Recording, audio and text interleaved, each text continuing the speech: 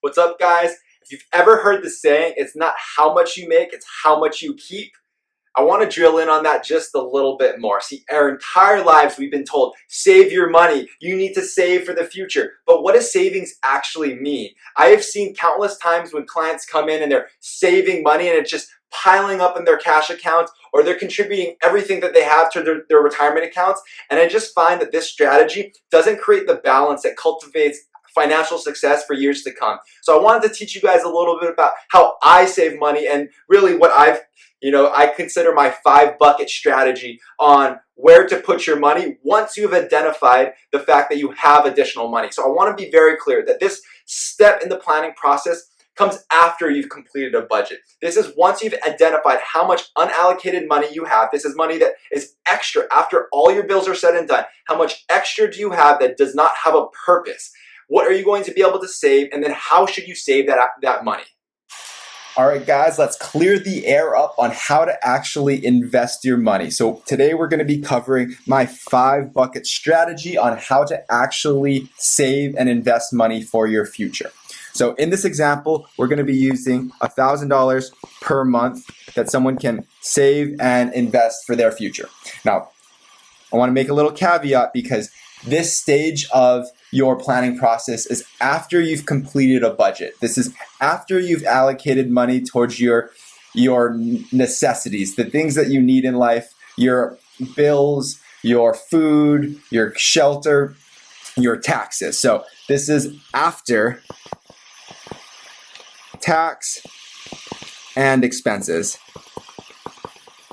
So if you have $1,000 left over every single month, how should you actually save and invest this money? Quite often I see people feeling a little lost when it comes to this point and then not using the extra money that they have as efficiently as they can. So here's the 5-bucket strategy. We're going to start with the first bucket, which I consider an investment in yourself. This can be further education like college, this could be online courses, this could be attending seminars. Really, the goal here is to increase your skills, because with an increased skill set, you're going to be much more valuable to the marketplace, thus generating more income and eventually being able to save and invest more money, right? Another area when you're investing in yourself could be making sure that you are eating right and working out right. So this could be hiring a personal trainer or someone to help you figure out what you should be eating to be optimal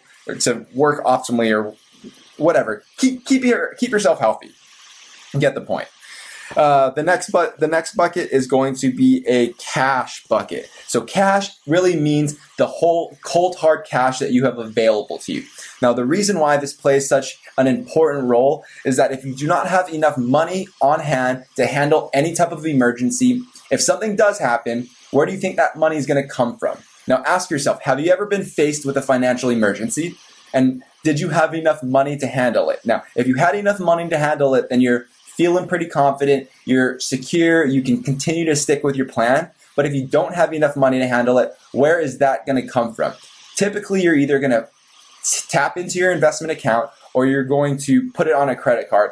Both of these actions can begin to derail your financial plan. So we want to save for emergencies and we want to save for short-term purchases. The way we do this is saving money in our checking account, saving money in our savings account where it can earn you a little bit more in interest than your checking account, or maybe using something like a money market account to also earn slightly more than you would in your checking account as far as interest goes, but still having access to that money when you need it.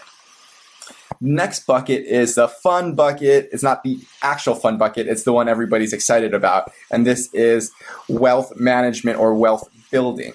What goes into this are your investments. So you're investing for pre-retirement and retirement. So pre-retirement and retirement, and then I'm just going to underline retirement here to know that it's its own category in itself. To do this, you can invest in stocks, bonds, and real estate are main categories.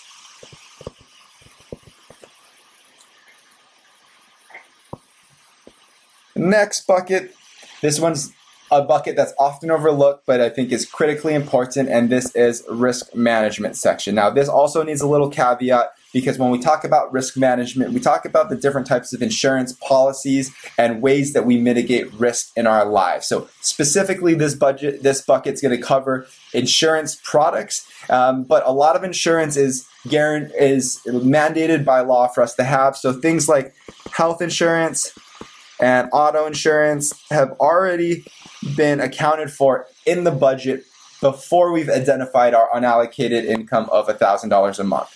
So what other types of risks can you protect yourself against? So typically, we're talking about insurance, and one of the big risks is the loss of life and how that's going to leave your family. So that's going to be life insurance.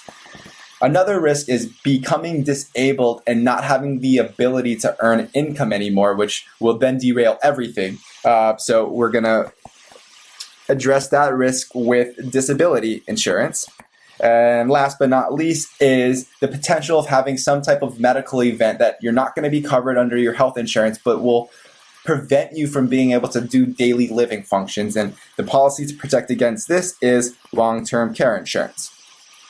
Last but not least is the true fun bucket. Now, we all work super hard for our money, and we should have the privilege of enjoying that money from time to time. So everything when it comes to personal finances is a balancing act. But the fun bucket could be going on a nice trip. It could be buying that dream car. It could be just any type of luxurious purchase that you wouldn't typically treat yourself to. But in this situation, it's a way to validate the fact that you've been saving your money and putting it towards your future. And it's really kind of like when a kid goes to the doctor's office and gets a lollipop when he leaves. You want to reward good behavior. So depending on your situation, you're going to put money towards, in a perfect world, every one of these buckets. But when you're starting, sometimes you're not going to be able to put money towards every single bucket. You're going to need to choose the ones that are most important to you. So for example, I put a big emphasis on the personal finance, or this investment in yourself, because this, in my view, is the one that can actually give you the most return on investment over time. If you increase your skills and you can generate more income, that's going to allow you to put more money to every one of these other buckets. Now, you're not going to be able to save the exact same way in every single one of these strategies. For example, you're not going to save for retirement or a major home purchase that's going to happen in 20 years from now by putting money to, say, your checking account or your savings account. That's the cash management side, right? Though that money would be a lot better spent being put towards, let's say, the wealth management section, right? You want to make sure that the balance that you're drawing between these 5 different bucket strategies is reflecting the priorities and the goals that you have when you sat down and thought about your financial plan, and really the reason why you're thinking into the future and that you're setting yourself up for financial success, not today, but in the future. You're making short-term sacrifices to have long-term pleasure, and finding the right balance for you is going to be key because it's going to allow you to follow and stick to the plan over the long term. Hope you guys enjoyed the quick breakdown on today's, 5 bucket strategy. What I would be interested in hearing back is what you guys want to know more about in each one of these sections, right? We can go really deep and figure out, for example, what's the different types of life insurance available? How much should you actually get? What is disability specifically? How much of your income will it replace? How does it work? What's the what's going to qualify you to actually get a disability policy? Again, long-term care, is it appropriate for you? We can go very deep on what stocks are, what bonds are, how real estate works, and how that's going to play into the picture when we're talking about your retirement goals and your pre-retirement goals. So we can go super deep on each one of these subjects. This is a general breakdown of how you should be saving your money, but let me know what you guys are most interested in hearing about next.